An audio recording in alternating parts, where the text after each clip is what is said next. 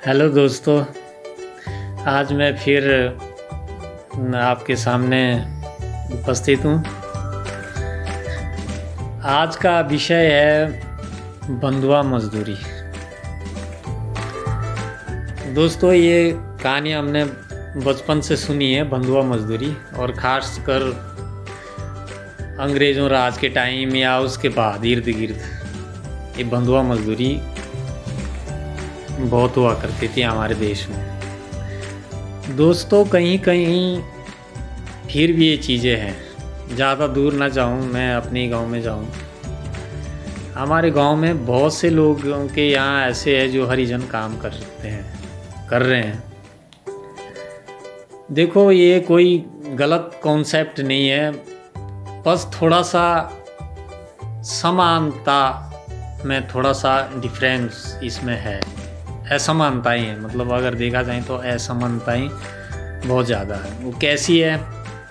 Suppose करो, आप हमारे यहाँ बहुत सारे ऐसे हरिजन हैं जो 2 लाख रुपए ले जाते हैं और फिर उसका काम करते हैं। देखो, 2 लाख ले जाना बुरा नहीं है और 2 लाख रुपए देना भी बुरा नहीं है। ये बुरा तब है जब इसकी विषमताएँ सामने आती है या आ रही है।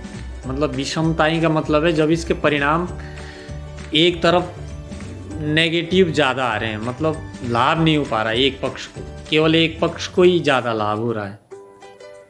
सवाल तभी इस पर ज़्यादा उठ रहे हैं। कैसे उठ रहे हैं ये मैं आपको मोटा मोटा समझा रहा हूँ। आप हमारे गांव में एक हरिजन है, कोई भी एक्स है, एक हरिजन है, 2 लाख रुपए ले जाता है सेठ से। सेठ को भी ज़रूरत होती है नौकर की, भाई उसे भी काम करना है खेत में। अब बच्चे तो पढ़ रहे हैं तो उसे भी एक ऐसा आदमी चाहिए होता है कि जो उसका काम करे। और जो 2 लाख रुपए ले जाने वाला होता है वो भी मजबूर होता है, उसको भी बच्चे पालने, उसके भी 3-4 बच्चे होते हैं घर में, वो अकेला होता है, उसकी वाइफ होती है।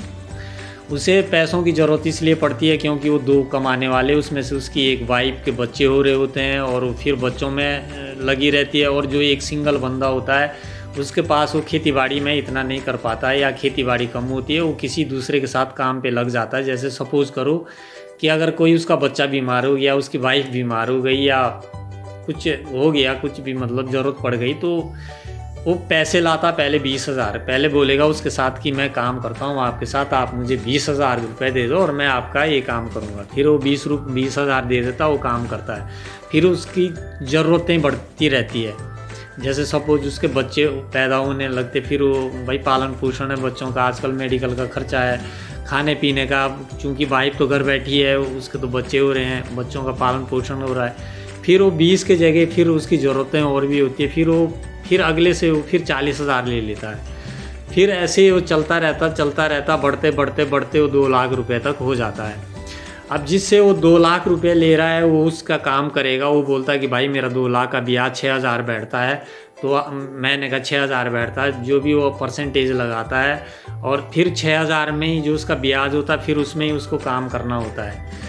और फिर वो जो 2 लाख रुपए देने वाला होता है वो ये बोलता है कि भैया मैं आपका खाना भी दे रहा हूँ, आपको ज़रूरतमंद होने पे पैसा भी दे रहा हूँ, और क्या कहें आपके कपड़े भी दे रहा हूँ, कभी कभी मैं आपके परिवार के लिए राशन भी दे देता हूँ, और आप जो है उल्टा मेरे पे क्लेम कर रहे हो और कि मैं आपके मतलब आप पे मैं एहसान थोप रहा हूँ।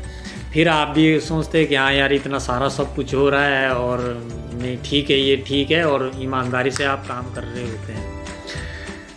देखो, सवाल इसमें ये आता समानता का, ये किस लिए आता है? इसलिए आता है कि आप ठीक है, आप 2 लाख रुपए ले जाओ, आप पहली शर्त रखो उसके साथ कि मैं 2 लाख रुपए ले जा रहा हूँ।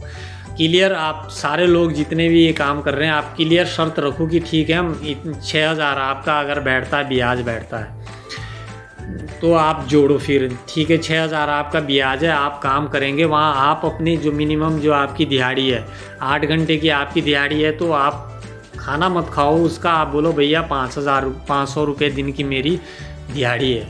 ठीक है, आपकी 500 रुपये दिन की दिहाड़ी हो गई, 15,000 रुपये आपका महीने का बैठ गया हिसाब किताब 2 लाख का। ठीक है, 2 लाख में से 6,000 आपके कट, आपके 7,000 रुपये बच रहा है। आप 7,000 आप लो, फिर आप बोलो भैया 7,000 मुझे दो, ठीक है, लेकिन आप तो उल्टा क्या कर रहे हो कि आप रात दिन उसके साथ रह रहे हो। आपका 8 घंटे का कोई नहीं, आपका 12 घंटे का बैठ जाता है। अब रही बात छुट्टियों की, वो आपका अधिकार रहेगा उसमें। देखो आपको 3-4 तो वैसे है, लेकिन 4 नहीं मानते हैं हम। चलो ठीक है, प्राइवेट सेक्टर में कुछ डिस्काउंट वगैरह जो भी है कुछ रहता है, जैसे गार्ड टाइप के रहते हैं। ठीक है, आपको 2 छुट्टियां तो है।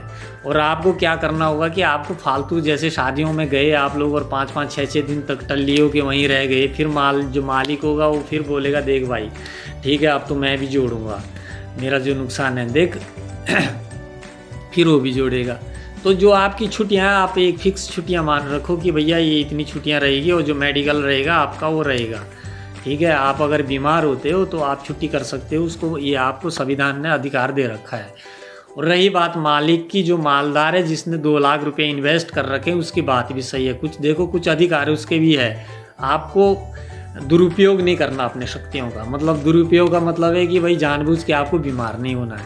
ठीक है, जानबूझ के आपको ये ऐसी चीज़ें नहीं करनी है, आपको ईमानदारी से काम करना पड़ेगा। ठीक है, इस तरीके से ये चलता रहेगा तब जाके ये सही रहेगा, अन्यथा इस पे अड़चने आगे आएगा, विद्रोह होगा। ठीक है, अगर तुम्हें कोई पैसा नहीं देगा तो कोई बात नहीं, नहीं मरोगे, तुम आ जाओगे बाहर दिहाड़ी करने के लिए, लेकिन बहुत सारों के लोगों के काम ठप हो जाएंगे अगर वो ये अगर थोपेंगे उन पे अपना, मतलब अंग्रेज़ों का हिटलर वाला करेंगे ईस्ट इंडिया कंपनी की तरह, तो भैया आपके खिलाफ विद्रोह होगा। ठीक है, और आपका भी काम इनके बिना नहीं चलेगा। आप दोनों एक दूसरे से कनेक्ट है, ये सर्कल है, उनका भी रोजी चलता रहेगा, आप लोगों का भी बिजनेस या काम ठीक से चलता रहेगा। यही समझदारी है। धन्यवाद।